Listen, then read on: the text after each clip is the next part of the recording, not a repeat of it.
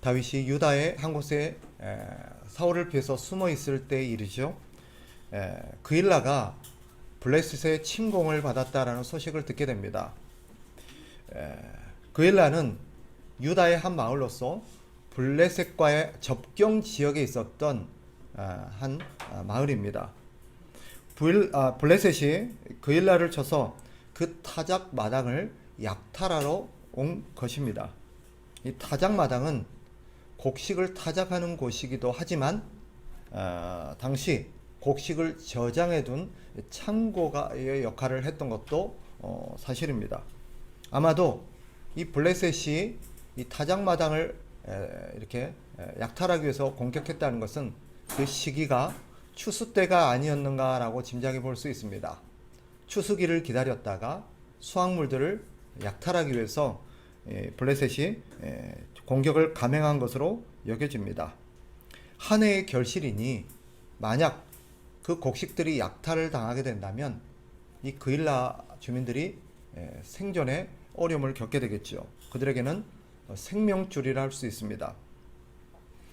이 그일라 사람들은 사울이 군대를 보내서 자신들을 구원해주고 블레셋을 쫓아주기를 기대했을 것입니다. 사울이 왕이기 때문이죠. 왕은 백성들의 안전을 도모하고 백성들의 생명과 신변을 지키는 것이 왕의 본분입니다. 그러나 사울은 그일라를 구원하러 오지 않았습니다. 몰라서 그랬을까요? 아닙니다. 이 소식이 다윗에게까지 전해질 정도면 사울이 몰랐을 리가 없어요. 그 근거가 무엇입니까? 나중에 다윗이 그일라에 나타났다는 소식이 즉각적으로 사울에게 전달이 됩니다. 그것은 지금 사울의 이 정보망이 전국에 걸쳐서 촘촘하게 있다는 것이고 지금 다윗을 찾기 위해서 전국에 포위망을 구축해 놓았다는 것을 우리가 짐작해 볼 수 있는 대목입니다. 그일라에 다윗이 나타나자마자 그 소식이 즉각적으로 사울에게 전해졌다는 것은 그일라에 블레셋이 침공했다는 소식도 전해졌을 것이 분명합니다. 그런데 오지 않았어요. 군사력이 모자라서요? 아닙니다. 나중에 그일라에 다윗이 나타났다는 소식을 듣자마자 이 사울이 어떻게 합니까? 전 군대를 동원합니다. 그리고 즉각적으로 다윗을 포위하기 위해서 거기에 파견합니다.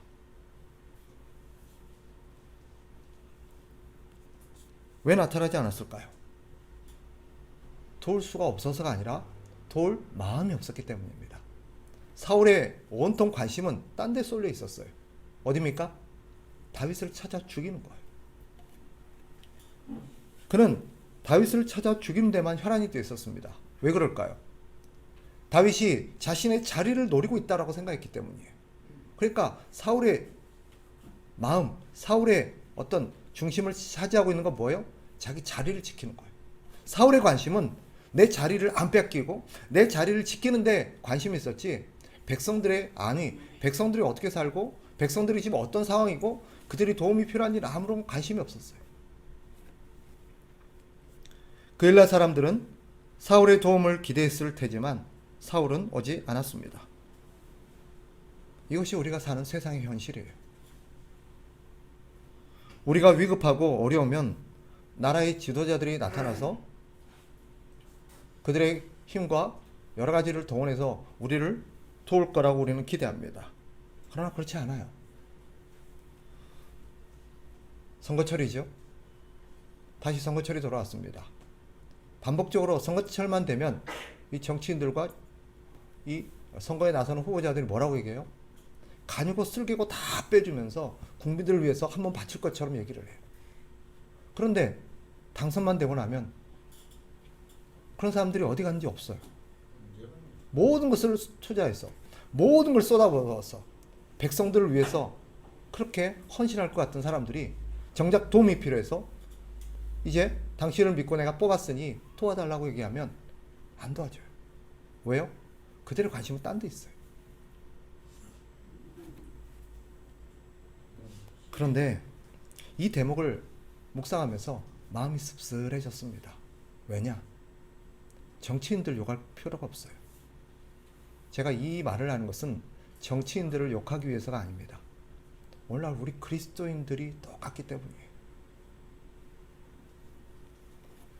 이것이 오늘 우리들이 신자들의 모습이 아닌가 싶습니다. 생각해 보세요.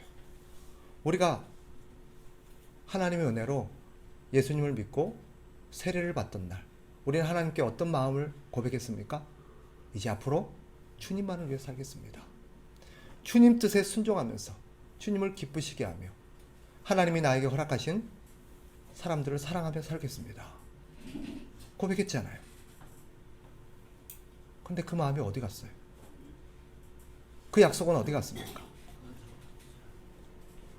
장로로 세워지고 권사로 세워지고 집사의 직분을 받을 때 우리는 어떻게 다짐했습니까? 주님께 충성하고 주의를 위해서 헌신하겠다고 우리는 다짐하지 않았습니까?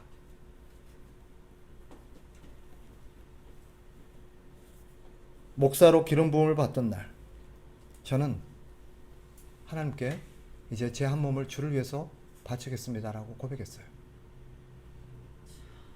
근데 지금 내 모습이 과연 그런지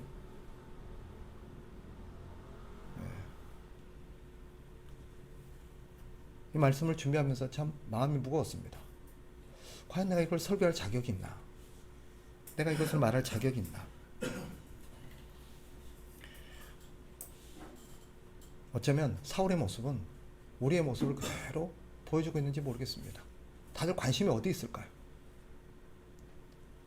사울이 자기 밥그릇 챙기고 자기 자리 지키기에 혈안이 되어 있었던 것처럼 오늘날 우리는 내 밥그릇 지키는데 내 욕심을 채우는데 혈안이 되어 있는 것 같아요. 하나님의 뜻이 어디 있는지. 우리 주변에 도움을 필요로 하는 사람들이 그렇게 많은데 우리는 그들에게 관심이 없어요. 오늘 본문을 보면 뜻밖에도 이 소식을 들은 다윗이 이 문제를 듣고 하나님 앞에 기도합니다. 그리고 하나님의 뜻을 구하지요. 자, 2절로 가보세요. 23장 2절. 이에 다윗이 여호와께 묻자와 이르되 내가 가서 이 블레셋 사람들을 치리까? 여호와께서 다윗에게 이르시되 가서 블레셋 사람들을 치고 그일라를 구원하라 하시니. 하나님의 뜻은 다윗 보고 가서 도우라는 거예요. 그런데 다윗이 이제 결심을 하고 자기의 사람들, 부하들에게 얘기합니다. 우리가 가서 그일라 사람들이 위기에 빠졌고 그 사람들이 도움이 절실하다는데 우리가 돕자. 그런데 사람들이 뭐라 그래요? 전부 다 반대해요. 너무 위험하다는 거예요. 지금 우리 코가 석자인데 우리도 지금 이렇게 어려운 처지인데 누구를 가서 돕냐는 거예요. 너무 위험하다는 거예요. 사실이 그랬죠. 다윗은 지금 누굴 도울 처지가 아닙니다. 자신도 사울에게 쫓기는 입장이고 이 사람들을 데리고 이 블레셋 정규군과 전쟁을 한다는 것은 무모한 일이었어요. 이긴다는 보장도 없었어요. 그러니까 반대하는 게 당연하죠. 다윗은 다시 하나님께 기도합니다. 4절. 다윗이 여호와께 다시 묻자온대 여호와께서 대답하여 이르시되 일어나 그일라로 내려가라. 내가 블레셋 사람들을 내 손에 넘기리라 하신지라. 다윗은 하나님께 다시 기도하면서 하나님의 뜻을 거듭 묻습니다. 근데 하나님이 가서 도우래요. 하나님이 함께 하시겠다는 거예요. 하나님께서 승리하게 해주시겠다는 거예요. 다윗은 그 사람들을 설득해서 그일라를 도우러 갑니다. 왜요?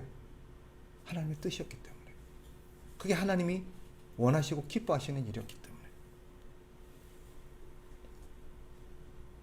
오늘날 저를 포함해서 우리 그리스도인들은 너무 영악해요. 위험을 무릅쓰고까지 하나님의 뜻에 순종하려고 하지 않아요. 다른 사람을 도우려고 하지 않아요. 자기에게 손해가 오면 그런 것들을 싹 빠져나가요. 자기 할 일 다 하고 자기 먹을 거 다 먹고 자기 쓸 거 다 쓰고 남으면 누군가를 도와요. 자기 것을 양보하고 자기 것을 나누면서까지 자기 부족한 것을 이렇게 희생하면서까지 남을 도우려고 하지는 않습니다. 하나님의 뜻보다는 자기 형편대로 살려고 그래요. 그러나 다윗은 자신의 형편을 따지기보다 하나님의 뜻을 구했습니다. 이게 왜 중요하냐? 이 사실은요, 사울과 묘하게 대비되죠. 사울은 왕이었지만 마땅히 도울 수 있는 자리에 있었지만 돕질 않았어요. 그러나 사울은 어때요?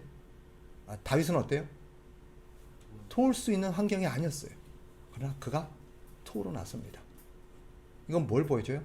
누가 이스라엘의 진짜 왕인가를 보여줘요. 왕의 자리에 있다고 왕이 아니에요. 왕의 일을 하는 사람이 왕입니다. 이 점은 저한테 큰 도전으로 다가옵니다. 누가 진짜 목사입니까? 목사의 자리에 있다고 해서, 목사의 어떤 타이틀을 갖고 있다고 해서 목사가 아니에요. 목사로서 목사가 해야 될 일을 하는 사람이 목사입니다. 누가 진짜 집사입니까? 집사의 자리에 있다고 해서 집사가 아니에요. 집사로서 일을 하는 사람이 집사입니다.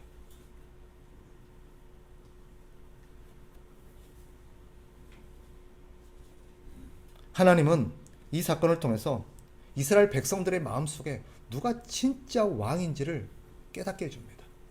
지금까지 이스라엘 사람들은 누가 왕이라고 생각하며 살아왔어요? 사울이 왕이라고 생각했어요. 왜? 그가 왕의 자리에 있으니까. 그가 궁궐에 있으니까.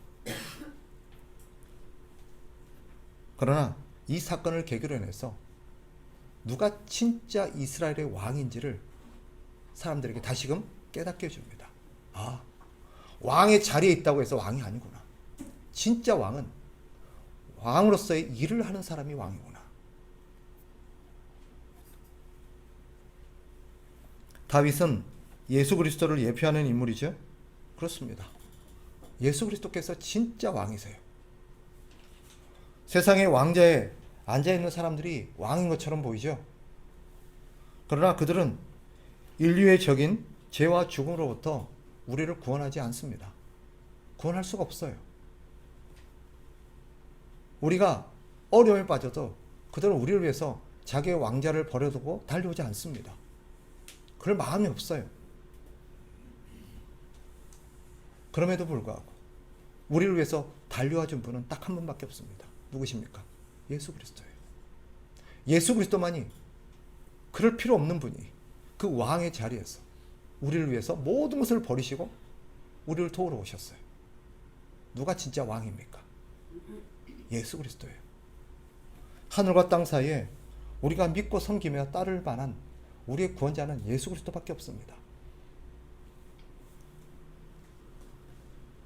다윗이 그일라의 유일한 구원의 소망이었듯 인류의 유일한 소망은 예수 그리스도밖에 없어요. 다른 것을 믿는 사람들, 다른 것을 의지하는 사람들은 이 그일라 사람들처럼 실망하게 될 겁니다. 사울이 우리를 위해서 달려가겠지. 사울이 군사력을 보내서 우리를 도와주겠지. 왜? 왕이니까.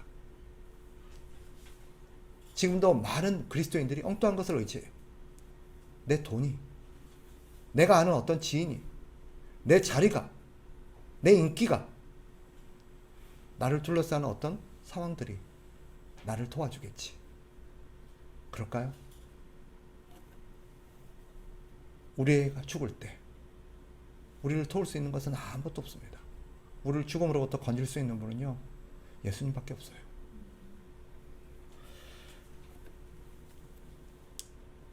다윗이 그들의 유일한 소망이었습니다. 이렇게 다윗이 목숨을 걸고 그일라 사람들을 구하러 가죠. 그리고 그 사람들을 구해냈습니다. 그런데 내용을 보면 기가 막힌 상황이 펼쳐집니다. 그일라 사람들이 다윗을 배신해요. 위험을 무릅쓰고 그일라를 구원하러 나서자 예상했던 대로 사울이 자신을 잡으러 온다는 소식이 다윗의 귀에 들어옵니다.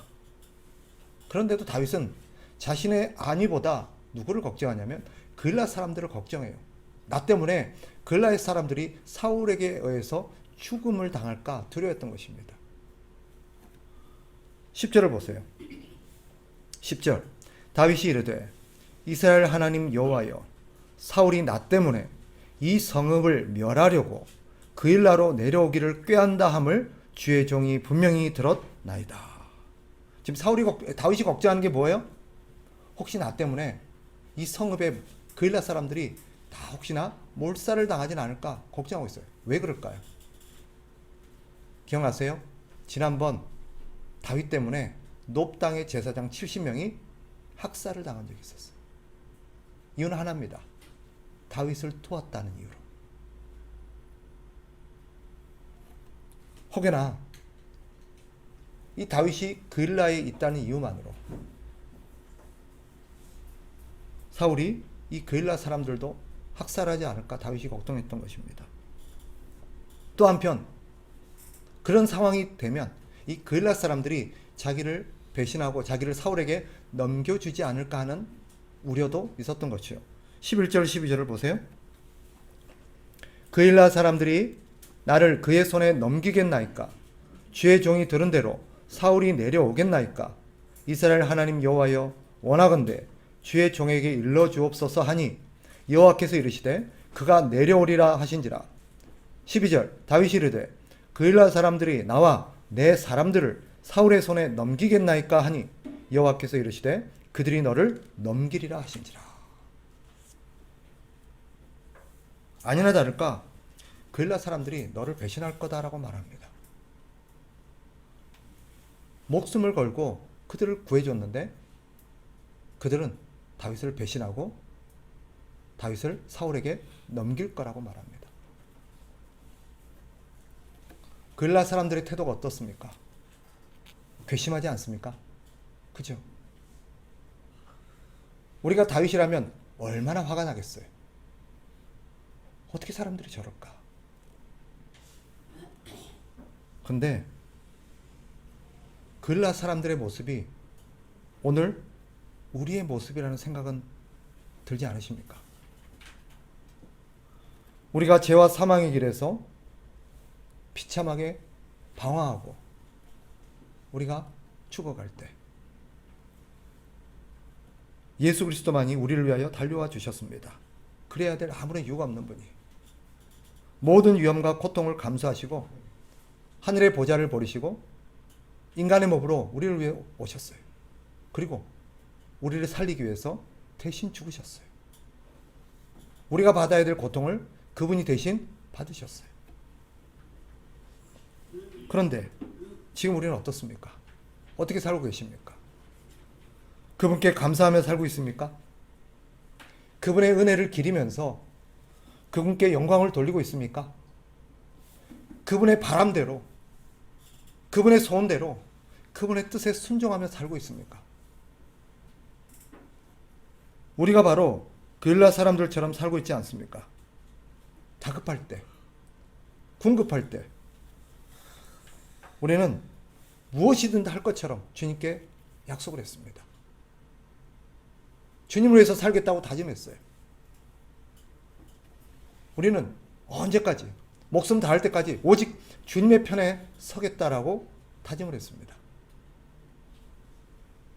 그런데 막상 자신에게 손해가 될 것 같으니까, 자신의 삶에 뭔가 불편이 초래될 것 같으니까 주님을 배신해 버리진 않고 계십니까? 주님의 뜻이 무엇인지 뻔히 알면서도 모른 척하고 한 발 물러서고 계시지는 않습니까? 우리는 그일라 사람들의 모습에 분노하면서도 정작 우리가 그일라 사람들과 똑같다는 생각은 못하고 살아갑니다. 그러면서도 그일라 사람들 같은 사람을 보면서 분노를 하죠. 어떻게 사람이 저럴 수 있어? 어떻게 은혜를 받은 사람이 저럴 수가 있어? 저건 아니지. 근데 우리가 그래요.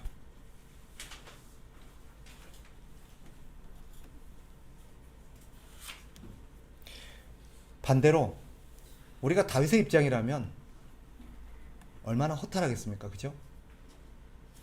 내가 어려운 가운데 하나님의 뜻에 순종하여서 누군가를 도왔어요. 그 사람을 내가 도와줬어요. 그런데 시간이 지나서 그 사람이 이제 상황이 좀 바뀌니까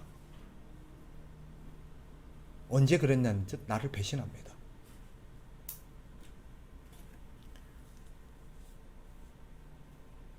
심지어는 나를 원망해요. 그리고 자신의 이익과 자신의 어떤 것들을 위해서 자신을 배신하고 떠나버립니다. 다윗은 헛수고한 걸까요? 하나님의 뜻대로 살았는데 손해만 보고 억울한 일을 당했으니 이제 그렇게 살지 말아야 될까요? 우리가 그런 느끼는 마음이잖아요. 그죠? 열심히 수고하고 열심히 도왔는데 알아주지도 않고 오히려 욕만 하고 배신하고 나에게 상처를 주고 그러면 내가 다시는 이제 하나 봐라. 아무 의미가 없네. 내가 그러면 무슨 의미가 있나? 그럴까요? 13절을 한번 보세요. 13절 다윗과 그의 사람 600명가량이 일어나 그일라를 떠나서 갈 수 있는 곳으로 갔더니 다윗이 그일라에서 피한 것을 어떤 사람이 사울에게 말하며 사울이 가기를 그치니라. 사실 이 대목에서 우리가 주목해야 될 중요한 표현 한 가지가 나옵니다. 거기 보세요. 다윗과 그의 사람 몇 명이라고 되어 있어요? 600명 가량이라고 되어 있어요. 이 숫자는 우리에게 아주 중요한 걸 시사합니다. 여러분 기억하세요? 다윗이 사울을 피해서 가드왕 아기스에게로 도망간 적이 있었습니다. 그때 그쪽 사람들이 다윗을 알아봐요. 저거 다윗 아니야? 왕년에 이 블레셋을 물리치고 이스라엘을 이렇게 독립시키면서 이스라엘을 재건했던 그런 영웅이잖아. 그러면서 어떤 말이 유행했어요? 사울은 천천히요, 다윗은 만만히로다의 그 장본인 아니야. 그래서 다윗이 놀라서 어떻게 합니까? 미친 채 합니다. 그리고 겨우 거기를 도망 나오지요. 그때 다윗이 다시 유다로 돌아왔다는 얘기를 듣고 사람들이 다윗에게 몰려오는 일이 벌어집니다. 그때 몇 명이 몰려온지 아세요? 400명이 몰려왔습니다. 400명. 근데 오늘은 몇 명이 돼 있다고 돼 있어요? 600명이 돼 있대요.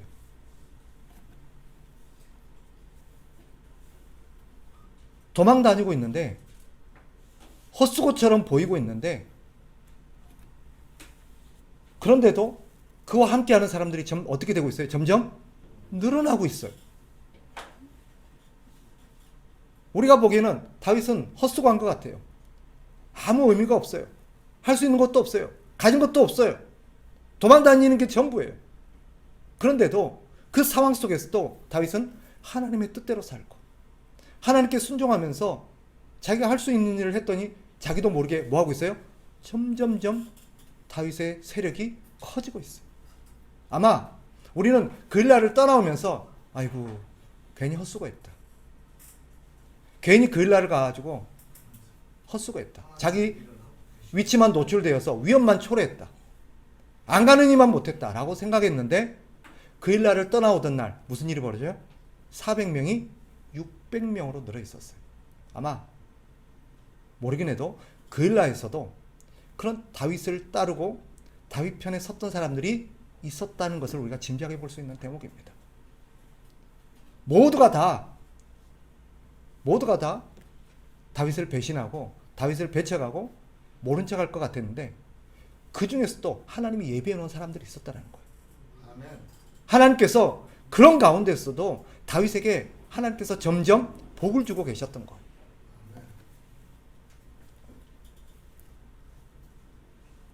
놀라운 것은 뿐만 아니라 하나님께서 그런 다윗을 눈동자같이 지키고 계셨다는 것입니다. 14절을 보세요. 14절 다 같이 한번 읽어봅니다. 시작. 다윗이 광야의 요새에도 있었고 또 십광야 산골에도 머물렀으므로 사울이 매일 찾되 하나님이 그를 그의 손에 넘기지 아니하시니라. 아멘. 사울이 혈안이 되었어서 다윗을 찾아 죽이려고 온 사방을 뒤졌어요. 샅샅이 뒤집니다. 그것도 하루 이틀 아니야 몇 년간을. 여러분, 다윗이 사울을 피해서 도망했던 피난 시절이 얼마나 됐다고 생각하세요? 10년이 넘어갑니다. 10년이 넘었어요. 그런데 한 번도 다윗이 사울에게 발각이 되거나 사울에게 잡힌 적이 없었습니다. 온 이스라엘 천지에 감시망을 촘촘하게 하고 다윗을 찾으려고 온 군대를 풀어서 샅샅이 뒤지는데도 다윗을 못 찾아내요. 이유가 뭘까요? 네. 다윗이 잘 피해 다니는 게 아니에요. 하나님께서 다윗을 보호하셨던 거예요. 그러니까 사울이 다윗을 찾을 수가 없었던 거예요. 하나님이 지키니까 눈앞에 있어도 발견하지를 못해요.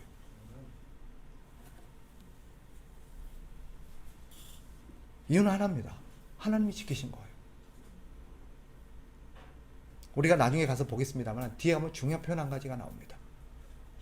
시간이 갈수록 무슨 일이 벌어져요? 사울의 집안은 점점 몰락해져 가고 다윗의 집안은 점점 강성하여졌다는 표현이 나옵니다. 그 수십 년 동안 우리는 다윗은 맨날 도망만 다니고 광야에서 헤매고 뭐 하나 제대로 갖춘 게 아무것도 없고 그런 것 같았는데 시간이 갈수록 다윗과 함께 했던 사람들은 점점 많아져 가고 사울은 점점 몰락해져 가요. 이유는 하나예요. 하나님이 다윗과 함께 했기 때문입니다. 말씀을 정리하겠습니다. 여러분, 오늘 본문을 통해서 하나님께서 우리에게 뭘 말씀하시려는 것 같아요? 사람들은 나를 버려도요, 하나님은 절대 나를 버리지 않습니다. 그러니 사람들을 의지하지 마십시오. 하나님이 아닌 다른 것을 의지하지 마십시오. 그런 것들은 반드시 나를 실망시킵니다. 또 우리가 다윗처럼 살려고 할 때 우리 마음속에 드는 두려움이 뭐예요? 내가 이렇게 살면, 내가 이렇게 손해보고, 내가 이렇게 희생하는데 이게 다 헛수고면 어떡하지? 그래서 내가 이렇게 살았는데도 불구하고 결국 인생이 나중에 아무것도 남은 게 없으면 어떡하지? 내가 이렇게 사는 게 맞나? 실제로 우리는 다윗과 같은 경험이 있어요. 하나님의 뜻에 순종하겠다고 하나님 위해서 헌신했었어요. 내 것도 나도 이렇게 내 욕심을 줄여가고 내가 누릴 것 덜 누리고 내가 쓸 것 덜 쓰고 주를 위해서 막 헌신하고 누군가를 돕고 그랬어요. 그런데 우리는 쓰라린 다윗과 같은 경험을 한 적이 있어요. 그때 우리 마음속에 어때요? 아, 이를 살아도 소용이 없네. 하나님 복을 안 주시네. 그런다고 뭐 내 형편이 나아진 것도 아니네. 그런다고 누가 나를 알아준 것도 아니네. 이래 사는 게 무슨 의미가 있을까? 그런 마음이 들 수가 있어요. 그런데 오늘 본문을 통해서 하나님이 보여주신 게 뭐예요? 아니에요.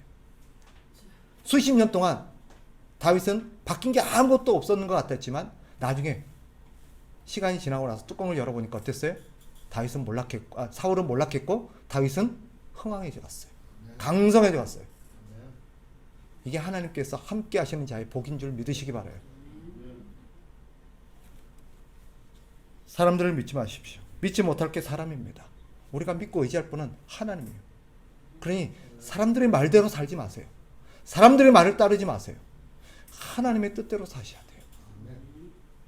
돼요. 다윗 주변 사람들이 미쳤어요? 지금 우리 코가 석자인데 그게 말이 돼? 그렇게 무모하게 살려고 그래. 아니, 우리 걸 좀 챙기고 내 앞가림도 좀 하고 내 살 도리는 해놓고 그러고 남을 돕든지 도와야지. 이게 우리 주변 사람들의 이야기예요. 물론 그 사람들의 조언을 우리가 다 외면하고 다 무시하라는 뜻이 아니에요. 그러나 우리는 그 사람들의 조언보다 하나님의 뜻이 무엇인지를 먼저 생각해야 됩니다. 이게 신자와 불신자의 차이예요. 신자는요, 하나님의 뜻을 따라 살아갑니다. 그래서 형편을 보는 자가 아니라 하나님의 뜻을 따르는 자예요. 그러나 세상 사람들은 어떤 사람이에요?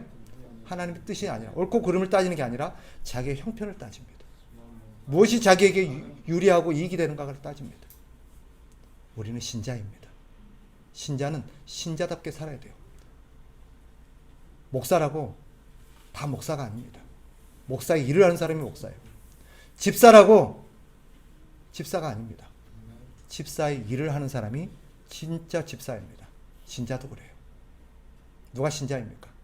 신자답게 사는 사람이 신자입니다. 저와 여러분은 이 시대에 참된 신자로 살아가서 하나님의 은혜의 복을 누리시기를 주의 이름으로 축복합니다. 기도하겠습니다.